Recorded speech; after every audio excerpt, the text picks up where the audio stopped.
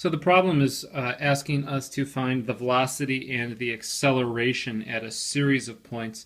Now the first thing that I would do for this before I go and find the acceleration is I would factor out a 2. So this function is exactly the same as 45t over 2t plus 5, which is a little easier to deal with. So let's go with that. And then the problem asks to find, let's just do one example, find the velocity at 1. So I'm going to plug a 1 in.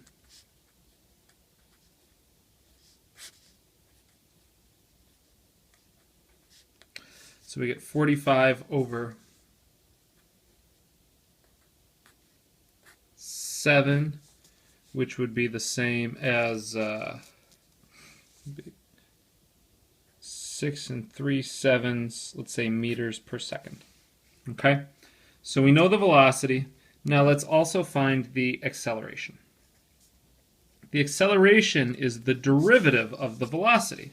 So when we are calculating the acceleration, in this case, we're going to use the quotient rule.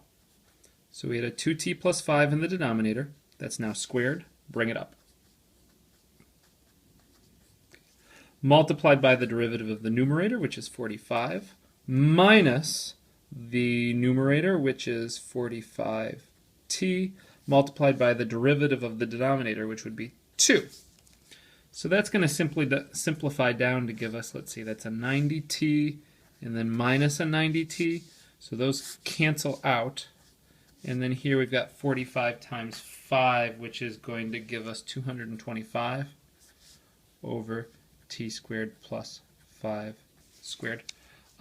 Problem also asks us to find the acceleration. So let's find the acceleration after 1 second. That would be 225 divided by 2 times 1 plus 5 squared, which is 225 over 7 squared, which is 49. Now that's positive. So if the problem asked us whether the particle is speeding up or slowing down at this moment, we would have to say that it's speeding up. Because a of 1 and v of 1 have the same sign.